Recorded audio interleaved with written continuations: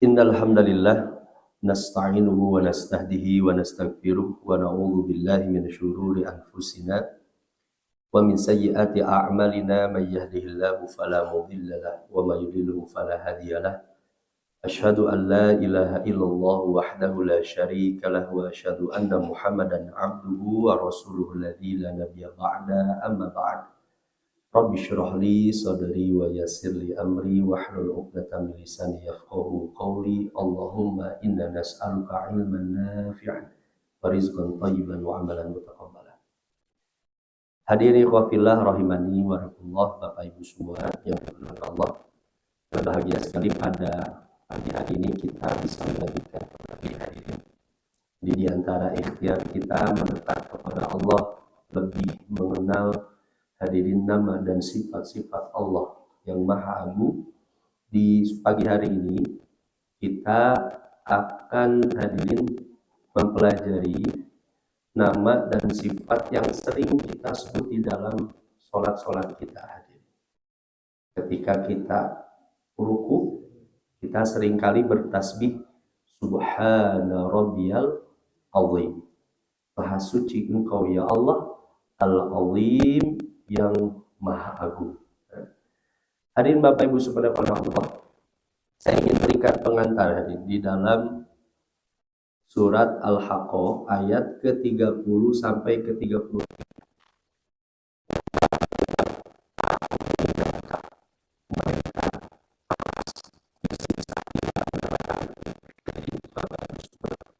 Itu diantaranya karena mereka tidak beriman kepada Allah yang Maha Agung, Allah yang Al-Azim.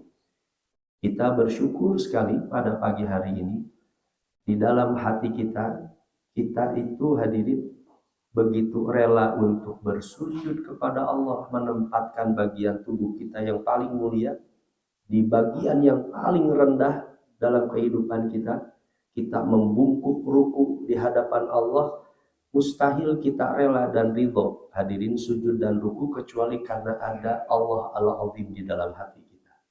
Karena kita merasa keagungan Allah, kita merasa sangat butuh atas kekuasaan Allah hadirin.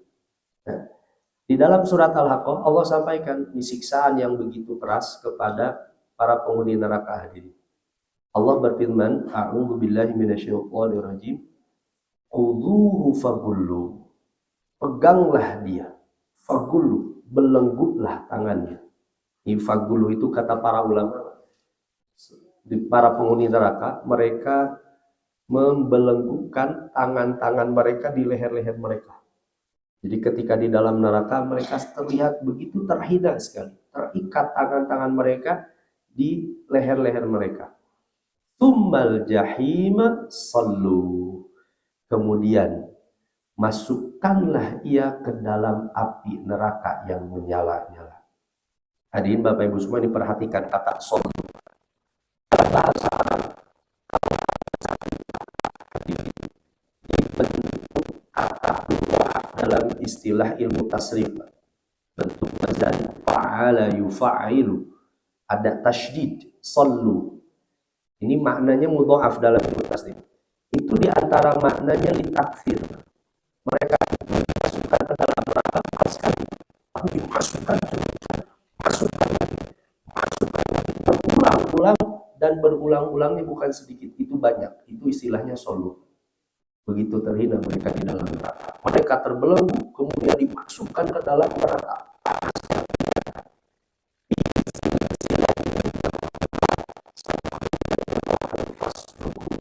Kemudian Allah sampaikan ini. Kemudian belitlah ia dengan rantai yang panjangnya 70 hasta. Menunjukkan panjangnya hadirin ikatan mereka terbelenggu dalam rantai-rantai yang diciptakan oleh Allah di dalam neraka. Fasluku, belitlah, innahu kana la yu'minu billahil azim. Sungguh karena mereka di dunia dahulu mereka tidak beriman kepada Allah Al-Azim. Orang-orang yang kufur kepada Allah, mereka kehilangan Al-Azim di dalam hatinya. Tidak mau menanamkan Allah yang Maha Agung satu-satunya. Hadirin Bapak Ibu semua dimuliakan Allah. Nah, ini gambaran hadirin Bapak Ibu semua ketika seorang di dunianya mereka tidak mau beriman kepada Allah Al-Azim, Allah yang Maha Agung. Ada penjelasan dari Imam Ibnu Katsir, hadirin, satu riwayat dari Minhal bin Amr. Qala idza qala Allah azza wa jalla, apabila Allah berfirman di hari kiamat itu, khudu, ambil mereka, siksa mereka, kata Allah. Nah, kalau Allah berfirman di dalam ini di akhirat berfirman khudu, ini kata Milhan bin Amr, ibtadarahu sab'una alfa malak innal malaka minhum la yaqulu hakadha. Maka ada 70.000 malaikat yang bergegas untuk menyambut perintah Allah mengambil dan menyiksa para penghuni neraka. Ada 70.000 malaikat.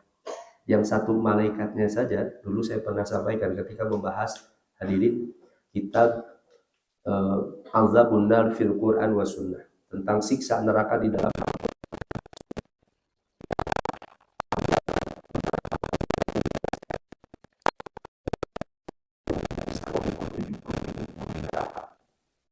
ada 70.000 malaikat yang bergegas datang menyambut, fayulqi sab'ina alfan minan nar, kemudian malaikat itu melemparkan 70.000 makhluk penghuni neraka ke dalam neraka. Ini begitu kerasnya hadirin siksa Allah kepada orang-orang yang tidak mau beriman kepada Allah Al-Azim, Allah yang Maha Agung. Hadirin Bapak Ibu semua dimuliakan Allah, apa makna Al-Azim itu? Sebenarnya hadirin, secara bahasa Al-Azim itu makna besar. Jadi secara akar kata dari kata idham, khilafus sighar azuma ya'zumu idhaman 'azamatan, itu maknanya kabur. Jadi azim itu berasal dari kata idham, kebalikan dari sighar kecil. Jika mereka besar sekali, mereka akan mengatakan azim. Mereka melihat gunung yang sangat besar, azim. Mereka melihat langit yang begitu luas, hadirin, mereka akan mengatakan azim. Tapi hadirin, azimnya segala ciptaan Allah itu terbatas, Pak. Orang melihat sebesar-besarnya gajah, orang tahu hadirin, ujung gajah itu ada di mana. Orang melihat hadirin sekagum-kagumnya kepada matahari, mata kita bisa melihat, Pak, ujung matahari ada di mana. Tapi langit yang Allah ciptakan ini terbatasnya termasuk penglihatan kita, dan terbatasnya besarnya makhluk yang diciptakan oleh Allah. Sebesar-besarnya langit pasti ada ujungnya, tapi kita tidak tahu ujungnya di mana. Langit saja andaikan besarnya begitu agung, azim, apalagi zat Allah Subhanahu wa taala. Allah ingin menunjukkan hadirin, andaikan Allah hadirin itu berbentuk fisik, naudzubillah, Pak, Allah disucikan dari segala bentuk makhluk, maka tidak ada satu makhluk pun yang akan lebih besar daripada Allah Subhanahu wa taala. Begitu agungnya hadirin Bapak Ibu semua yang diciptakan oleh Allah.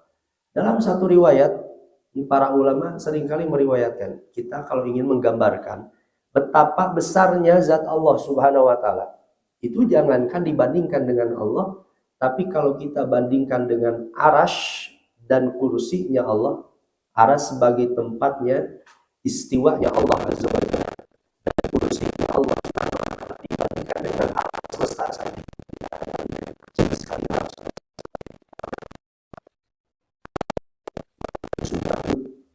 Analoginya kata para ulama, kalau kita ada di padang Sahara yang begitu luas, terbentang ribuan kilometer bahkan jutaan kilometer, kemudian kita menemukan lubang kecil, maka lubang kecil itu adalah alam semesta yang diciptakan oleh Allah, dan padang pasir yang jutaan kilometer yang luas itu, itulah gambaran besarnya kursi Allah Subhanahu wa taala. Itu baru kursi dengan alam semesta. Antara kursi dan arsy Allah Subhanahu wa taala sama halnya seperti itu. Kalau kita menemukan padang pasir yang sangat luas, jutaan kilometer, hadir, kemudian kita menemukan lubang yang kecil sekali, maka lubang kecil itu adalah kursinya Allah, dan padang pasir yang jutaan kilometer itu adalah arsy Allah Subhanahu wa taala. hadirin Bapak Ibu semua, andaikan arash lebih besar daripada kursinya Allah, dan kursi Allah itu lebih besar daripada hadirin, daripada alam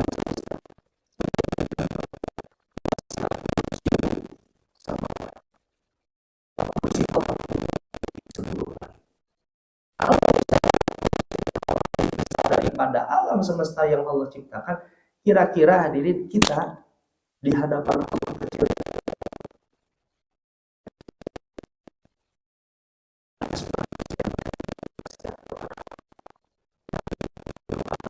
Sedangkan Allah itu Al-Azim. Innahu kana la yu'minu billahil azim. Karena ia dulu tidak beriman kepada Allah. Andaikan manusia terkagum dengan alam yang Allah ciptakan, kenapa dia tidak terkagum kepada zat yang Allah yang itu lebih besar lagi? Maha besar Allah, dan Allah tidak diketahui dari kebesarannya seperti apa. Nah, Bapak Ibu semua ada pada Allah, Al-Azim ini disebutkan sebanyak 9 kali di dalam Al-Quran. Nah, di antaranya pertama di dalam surat Al-Baqarah ayat 255 atau yang kita kenal dengan ayat kursi.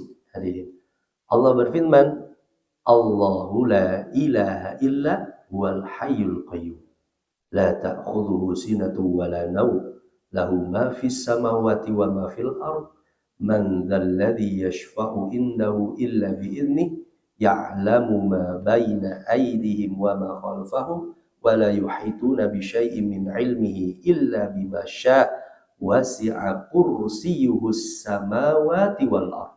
Jangankan dengan zatnya Allah, lihat, kursinya Allah itu meliputi seluruh langit dan bumi, kata Allah. Wala ya'uduhu hifdhuhuma wa huwal aliyyul azim. Kata Imam Ibnu Taimiyah, kalau kita ditanya ayat apa yang paling mulia, ayat kursi, kata Imam Ibnu Taimiyah. Kenapa ayat kursi?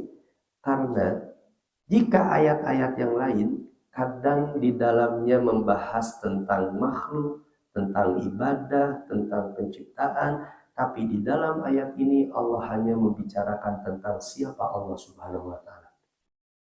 Tentang sifat-sifat Allah Subhanahu wa taala.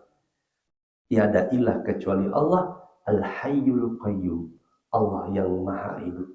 Hadirin, Allah yang maha mengurus. La ta'khudhuhu sinatun wa la naum. Allah itu tidak ada sedikit pun punya sifat tidur bahkan mengantuk. Sinah itu awal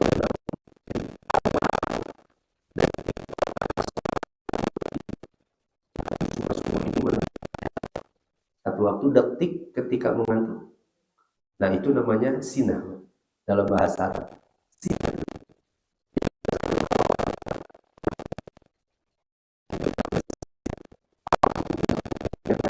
tidur, sinah itu enggak akan pernah. Lahu ma fis samawati wa ma fil ardh. Hanya milik Allah segala yang ada di langit dan di bumi. Man dzalladzi yashfa'u indahu illa bi'idnih. Siapa yang bisa memberikan syafaat kecuali atas izin Allah Subhanahu wa taala? Ya'lamu ma baina aydihim wa ma khalfahum. Allah Maha mengetahui apa yang ada di hadapannya wa ma khalfahum, dan apapun yang ada di belakang mereka. Wala yuhituna bi syai'in min ilmihi illa bima syaa.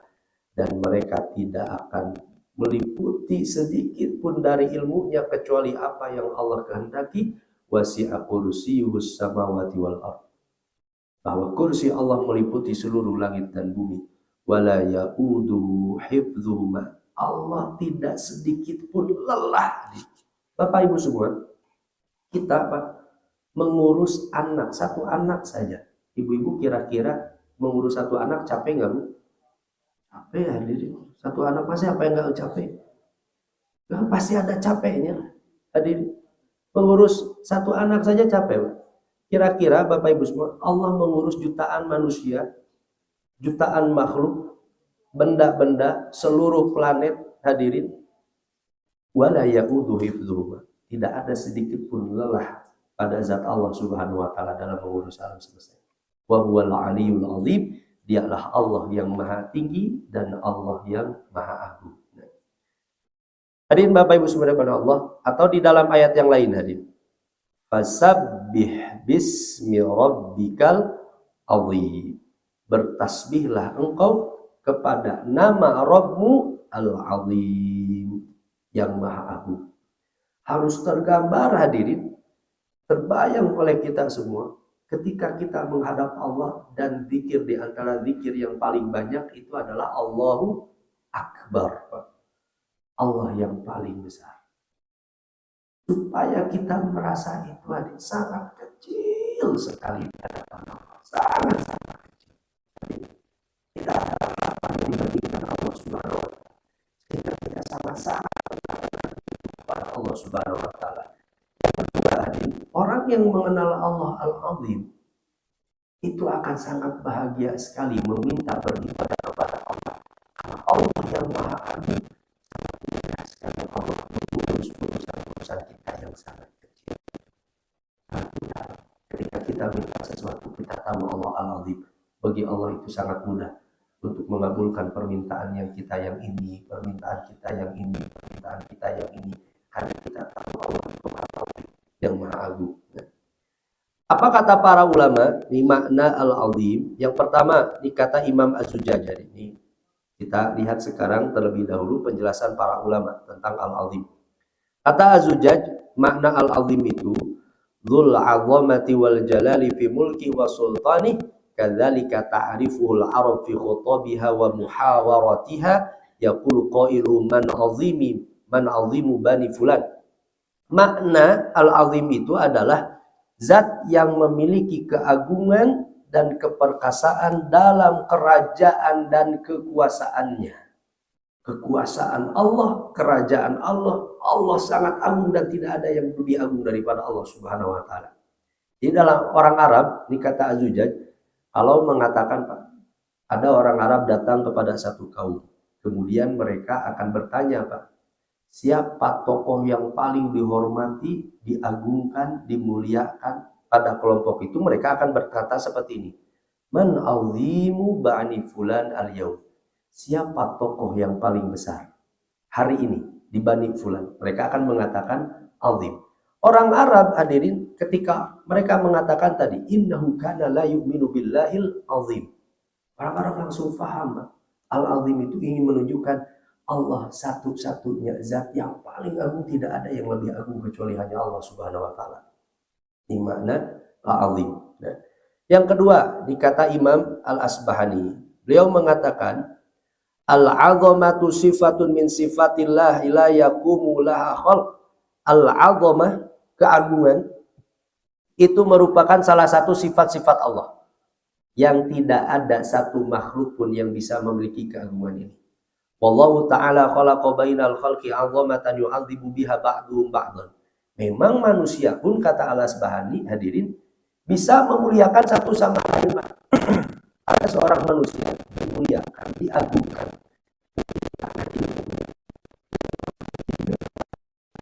ada orang dimuliakan, dihormati karena hartanya. Ada orang dimuliakan, diagungkan, dimuliakan hadirin mungkin karena dia punya jabatan yang tinggi. Dia seorang pejabat,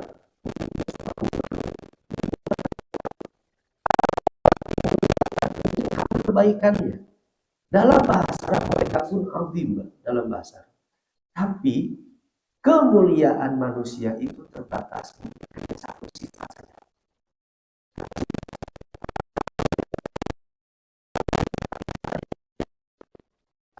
Dimuliakan dengan apa? Jadi dia tidak punya ilmu dan dia tidak punya jabatan. Ada orang dimuliakan karena jabatannya, tapi bisa jadi karena dia tidak punya ilmu dan tidak punya harta. Manusia itu kemuliaannya hanya satu sifat. Sedangkan Allah Subhanahu wa Ta'ala itu agung dalam seluruh maknanya. Allah agung dalam pengetahuannya, Allah agung dalam pengurusannya, Allah agung dalam rezekinya, Allah agung dalam seluruh sifatnya. Azim. Nah, makanya kata Imam Al-Asbahani, beliau mengatakan seperti ini. Wa kullu wahidin minal khalqi innama yu'adzabu bi ma'nan duna ma'nan. Setiap orang Manusia itu dimuliakan karena satu makna atau satu kemuliaan saja. Bapak Ibu semua, kita dihormati oleh orang lain, Pak. Mungkin karena hanya satu kelebihan yang Allah berikan kepada kita. Mungkin kita diberikan kelebihan keahlian, keterampilan, ilmu, harta, jabatan. Hanya itu saja.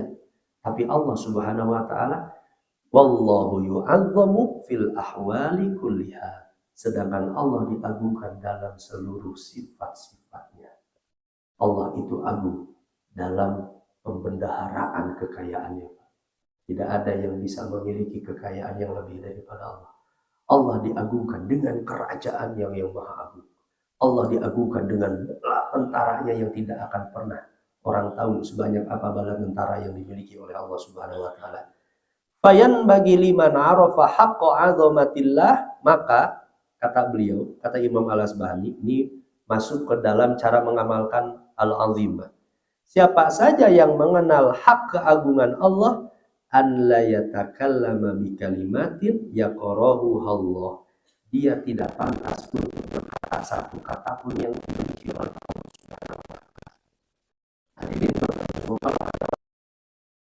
orang mungkin petugas, karyawan, dia di depan bosnya, atau mungkin dia seorang pegawai di depan pimpinannya, di depan gubernur, di depan presiden. Kira-kira berani tidak Pak orang itu kemudian berbicara asalnya saja, seenaknya aja berbicara? Dia akan berani, dia akan tahu saya di depan presiden. Saya akan berhati-hati sekali untuk berkata di depan presiden. Itu di depan presiden yang kekuasaan, kemampuannya, kemuliaannya sangat-sangat terbatas sekali. Seharusnya orang yang beriman kepada Allah, hadirin, setiap katanya, bahkan bukan hanya setiap kata, setiap satu kata pun dia akan berhati-hati berbicara karena tahu di depan Allah Al-Azim yang Maha Agung. Wala yartakiba ma'siyatan la yardah Allah. Begitu pula siapa yang mengenal Allah Al-Azim, hadirin, dia tidak akan pernah berani menyentuh kemaksiatan yang tidak diridhoi oleh Allah Subhanahu wa taala. Makanya hadirin Bapak Ibu semua, orang ketika berani berbuat dosa, bermaksiat, itu pasti sedang hilang Al-Azim di dalam hatinya. Pasti sedang kehilangan Allah di dalam hatinya. Makanya kata Nabi, la yazni hina yazni wa huwa mu'min. Tidak akan mungkin ada orang yang berzina ketika berzinahnya dia itu sedang beriman kepada Allah, itu gak akan mungkin. Wala yasriku as-sariku hina yasrik, tidak akan mungkin ada seorang pencuri ketika mencurinya wa huwa mu'min, dia sedang beriman kepada Allah. Kenapa dia mencuri? Karena dia sedang kehilangan keimanan di dalam hatinya. Tidak ada Allah Al-Azim di dalam hatinya. Nah, yang ketiga, hadirin Bapak Ibu subhanahu Allah, dikata Imam Al-Ghazali, kata beliau, "I'lam anna ismal azim fi awalil wadi innama utliqa 'alal ajsam." Ini kata Imam Al-Ghazali, sebenarnya dalam bahasa Arab kata al-azim itu dibentuk untuk benda, untuk materi, mohon maaf. Tapi naudzubillah Bapak Ibu semua, jangan anggap Allah itu punya materi seperti halnya makhluknya. Hanya Allah yang Maha tahu kita sekarang kepada Allah. Sebenarnya jadi Bapak Ibu semua melihat itu karena bentuk materi. Kita melihat tadi gunung yang sangat besar, azim.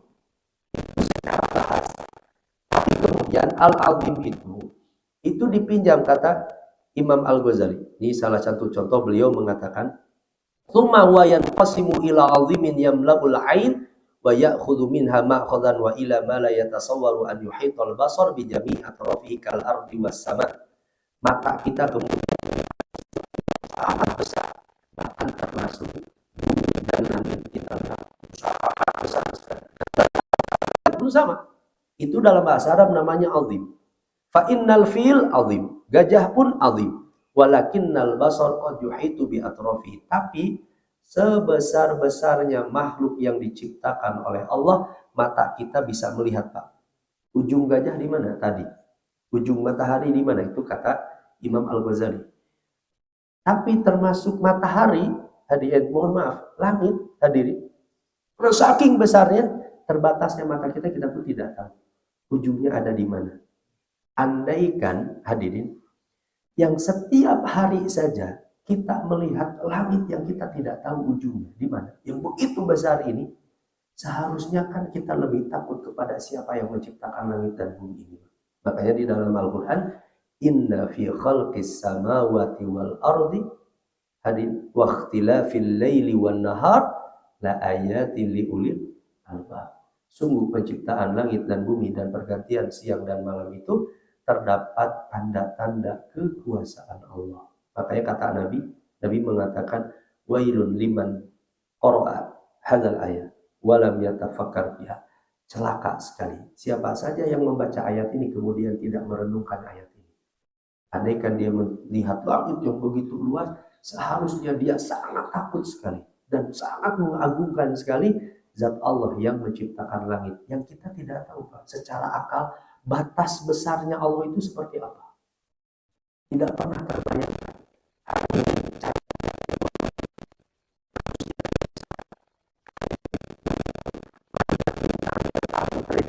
Meskipun masih banyak bintang yang belum terukur oleh manusia saat ini. Manusia bisa tahu mana bintang yang paling terjauh. Kalau dengan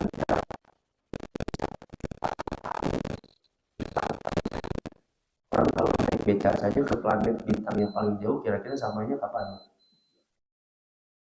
Itu bisa jutaan tahun. Orang baru nyampai itu pun cahaya, jutaan tahun cahaya. Dan satu tahun cahaya kan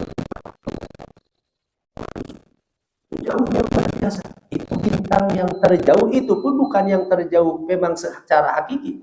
Kebetulan bintang yang baru ditemukan yang terjauh oleh manusia. Bisa banyak bintang-bintang yang mungkin tadi yang belum jadi diketahui oleh manusia. Begitu luasnya alam yang Allah ciptakan. Nah, kata Imam Al-Ghazali, kemudian beliau mengatakan dari beliau mengatakan fafham anna fi mudrakatil basair aidan tafawutan faminha ma tuhitul uqul bikunhi haqiqatih. Setiap apa yang ditangkap oleh mata kita, hadirin, besarnya itu bertingkat-tingkat.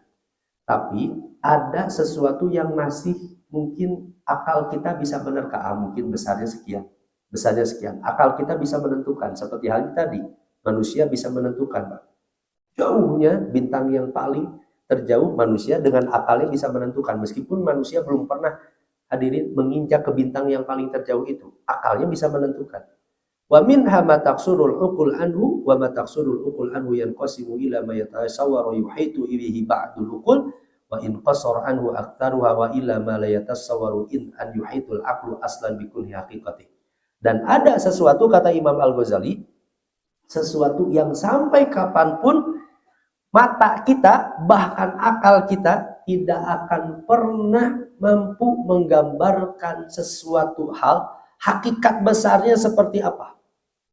Dzalika huwal azimul mutlaq, dan itulah Allah al-azim yang mutlak, wa dzalika al-huwallahu ta'ala, dialah Allah subhanahu wa ta'ala yang mata kita sampai kapanpun, akal kita sehebat apapun tidak akan pernah mampu Allah itu batas besarnya seperti apa.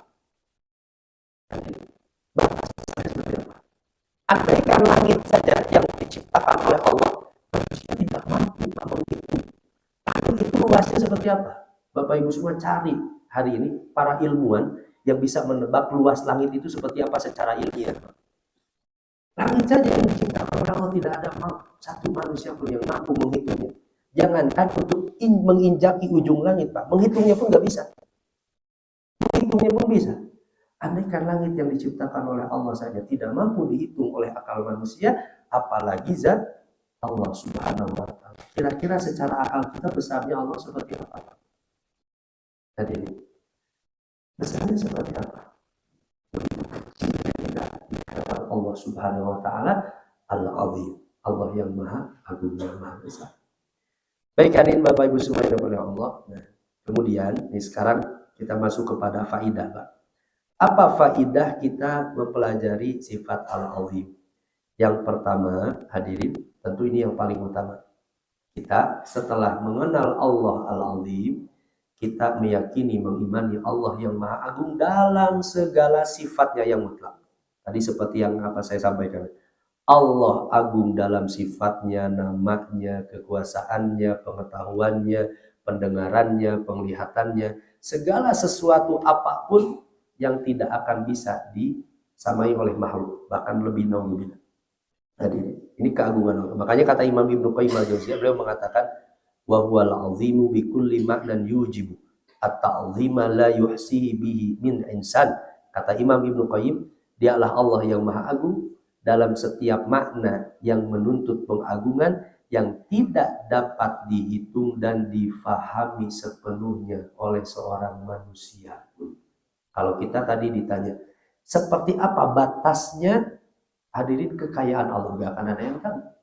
Seperti apa batasnya pendengaran Allah, hadirin? Allah bilang tadi, Allah tidak memiliki telinga seperti kita. Allah disucikan dari hal itu. Manusia pendengarannya terbatas, Pak. Atau secanggih-canggihnya teknologi hari ini untuk mendengar suara yang paling tersembunyi sekalipun, hadirin, itu pasti teknologi itu terbatas. Sedangkan Allah tidak terbatas karena keagungannya. Termasuk penglihatan Allah. Hari ini ada teknologi yang sangat canggih, Pak. Satu alat yang bisa melihat ratusan kilometer, hadirin, tapi terbatas, mungkin hanya ratusan kilometer. Dia tidak akan melihat di balik objek, tertutup objek, itu terbatasnya. Sedangkan Allah menunjukkan keagungan dalam seluruh sifatnya. Nah ini. Yang kedua, hadirin, tentu berbeda keagungan Allah dengan keagungan makhluk. Jadi meskipun kata Al-Azim itu digunakan untuk benda, Al-Azim pun digunakan untuk manusia yang memiliki kemuliaan. Al-Azim digunakan untuk sesuatu yang merupakan hal yang sangat besar dalam bahasa Arab. Tapi ketika disandarkan kepada Allah Al-Azim, maka tentu sifatnya sangat berbeda sekali. Azimnya Allah secara mutlak, sedangkan azimnya makhluk itu terbatas. Nah ini bedanya azimnya makhluk dengan azimnya Allah Subhanahu wa Ta'ala. Kemudian, hadirin Bapak Ibu semuanya oleh Allah, yang ketiga, nah, seorang ini yang paling penting, ini cara mengamalkan Asmaul Husna seperti yang saya sampaikan, hadirin Bapak Ibu semua, bukan semata-mata mengenal Allah Maha Besar dan bahkan tidak terbatas kebesaran dan keagungannya. Bukan hanya itu, Pak. Tentu Al-Azim ini harus tergambar dalam ibadah dan akhlak kita. Itu yang harus tergambar. Seorang yang mengenal Allah Al-Azim ini, ia harus benar-benar tunduk kepada Allah. Ketundukannya ini menghadirkan rasa takut. Rasa takut sehingga ia tidak pantas untuk berkata sedikit pun yang jelek, bermaksiat keburukan sedikit pun, karena tahu kita ini sedang berhadapan dengan Allah Al-Azim. Makanya ada seorang penyair mengatakan seperti ini. La tanzur ila sighari dzambik walakin tanzur liman asaita. Janganlah kamu lihat kecilnya dosa yang kamu lakukan, tapi lihatlah kepada siapa kamu berbuat dosa. Dosanya kecil, Pak, tapi kan kita berbuat dosa kepada Allah Al-Azim yang Maha Agung. Jangan lihat dosa kecil dilakukan, tapi kepada siapa kita berbuat maksiat. Hadirin, andaikan kita, Pak, semut yang menyakiti kita saja, kita begitu mudah untuk menginjaknya dan menghancurkannya. Andaikan ada manusia yang menyakiti Allah, Allah begitu mudah tidak, Pak, untuk menghancurkan manusia itu. Sangat mudah sekali. Jangan lihat kecilnya dosa. Nah, makanya kata Yahya bin Mu'ad, ini nasihat beliau. Al-maksiyatu sumun wa ta'atu dawa.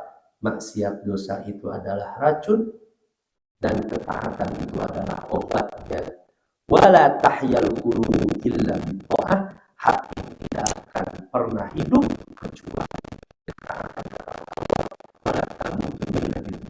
Dan hati manusia tidak akan mati kecuali dengan dosa-dosa. Dosa itulah yang mematikan hati kita mengenal Allah, dan ketaatanlah yang menghidupkan hati kita lebih mengenal Allah. Dari Bapak Ibu semua kepada Allah. Ini yang keempat. Tentu bukan hanya semata-mata Allah Al-Azim tadi. Cara mengamalkan Al-Azim itu termasuk kita mengagungkan segala hal yang berkaitan dengan Allah, yang berkaitan dengan agama ini. Orang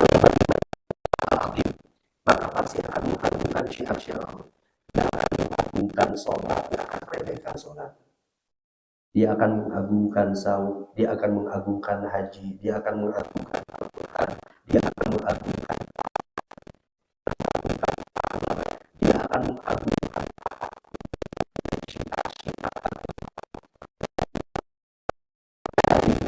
wa may yu'azzim sya'airallah.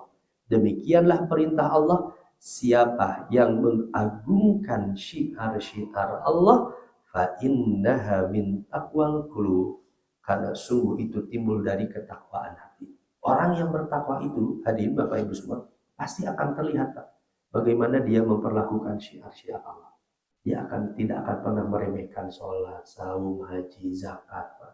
Hadirin, dia tidak akan pernah meremehkan perintah-perintah Allah.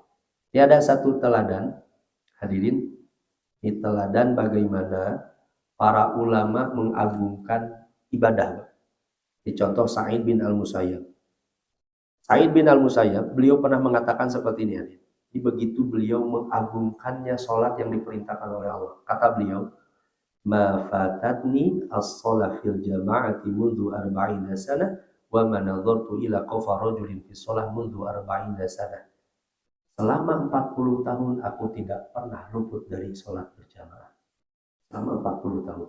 Dan aku selama 40 tahun itu tidak pernah melihat pundak orang lain.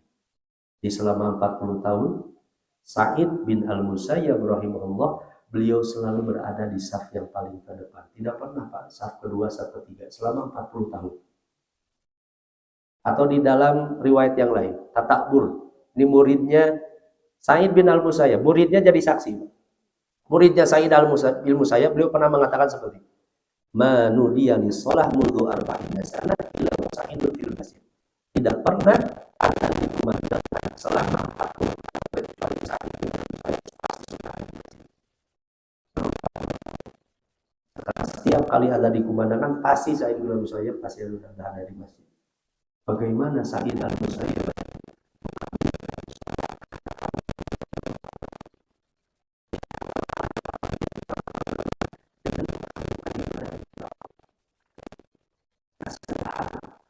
Bapak Ibu semua ya, mengagungkan meskipun sholat 2 rakaat di sholat duha, meskipun beberapa rakaat sholat terasa agung ibadah-ibadah, karena kita sedang beriman kepada Allah Al-Azim yang Maha.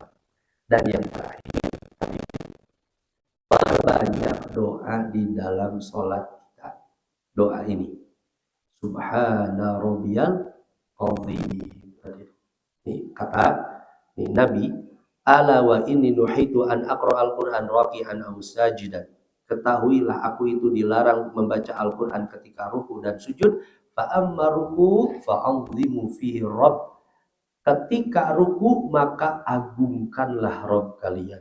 Makanya kata para ulama nih, para sahabat termasuk saksi dari Aisyah, Nabi itu kalau sholat malam, hadirin, rukunya sama sepanjang berdirinya.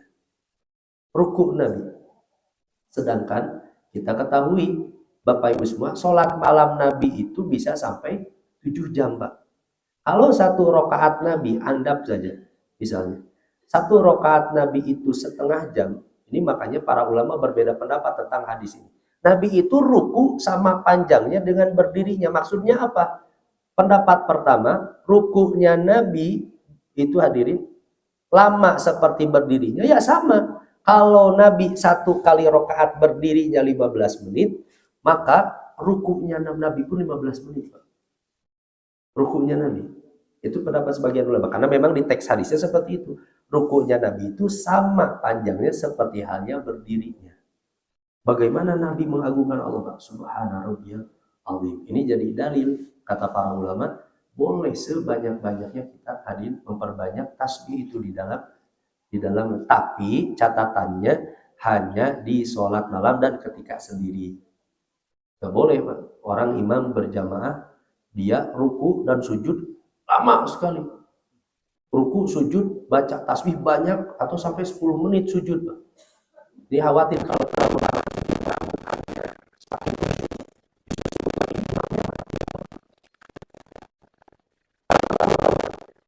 Itu kalau sholat berjamaah ringan, itu luar biasanya Nabi. Kata Anas bin Malik kan, tidak pernah aku sholat di belakang seorang pun yang paling ringan sholatnya kecuali ketika diimami oleh Nabi SAW. Meskipun ringannya sholat Nabi itu kata Anas, Umar bin Abdul Aziz sangat mirip sekali sholatnya dengan Nabi. Umar bin Abdul Aziz itu kalau ruku terhitung 10 kali tasbih, dan kalau sujud terhitung 10 kali tasbih. Jadi ini syarat kalau Nabi itu, kalau sholat berjamaah apa? Jadi ringannya sholat Nabi itu kalau berjamaah, ruku dan sujud itu di 10 kali tasbih. Subhana rabbiyal azim, subhana rabbiyal azim, subhana rabbiyal azim, subhana rabbiyal azim, subhana rabbiyal azim. Itu ringan Pak, 10 kali tasbih itu. Subhana rabbiyal azim. Setiap ruku dan sujud itu 10 kali tasbih. Itu sholatnya Nabi ketika mengimami. Kalau tidak mengimami itu lebih panjang daripada ruku dan sujudnya. Karena terasa. Wa amma sujud, adapun sujud, fajtahidu fi du'a, bersungguh-sungguhlah kalian berdoa, faqaminun an yustajaba lakum. Karena ketika sujud itu tempat yang sangat dimungkinkan doanya diijabah oleh Allah Subhanahu wa taala. Di ketika ruku, Nabi memerintahkan kita agar kita benar merasakan. Hadirin Bapak Ibu, dari sekarang ketika ruku, rasakan betul-betul agung Allah di dalam hati kita. Subhanallah, subhanallah. Sehingga ketika ruku itu hadir terasa sekali. Makanya Nabi sangat mencela sekali orang yang sholatnya seperti mematuk ayam. Karena tidak ada keagungan di dalam hatinya ketika sholat. Ketika sholat saja tidak ada keagungan Allah di dalam sholatnya, apalagi di luar sholat, Pak. Ketika sholat saja tidak ada keagungan Allah. Ya cepat sholat. Sehingga tidak ada keagungan oleh Nabi. Fa'azimu fihi rabb. Baik hadirin Bapak Ibu semuanya oleh Allah. Nah itulah makna al-azim. Allah yang maha agung. Hadirin, insyaallah nanti di pertemuan yang selanjutnya kita akan membahas al-ali, al-a'la, al-muta'al. Ini Allah yang maha tinggi. Makanya hadirin di ayat kursi ketika menjelaskan sifat-sifat Allah itu dua sifat ini dibarengkan, Pak. Al-aliyul azim, yang maha tinggi dan yang maha besar, yang maha agung. Karena biasanya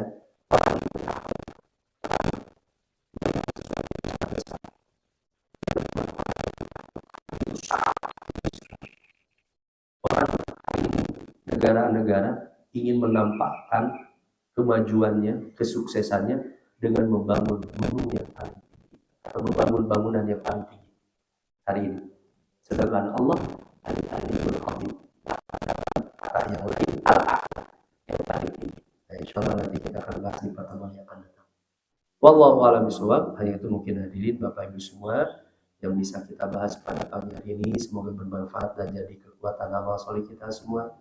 Allah hadirkan keagungan hadirin di dalam hati kita. Tadi yang sulit bukanlah kita mengenal nama Allah Al-Azim, tapi bagaimana Al-Azim ini tergambar dalam ibadah kita, dalam akhlak kita, dalam hati-hatinya kita terhadap segala dosa. Hadirin, ini yang lebih penting dari hanya sebatas mengenal Allah, nama Allah. Semoga bermanfaat hari ini khotimah. Subhanakallah wa bihamdika asyhadu an la ilaha illa anta astaghfiruka wa atubu ilaik. Aqulu qouli hadza wa astaghfirullah li wa lakum. Assalamualaikum warahmatullahi wabarakatuh.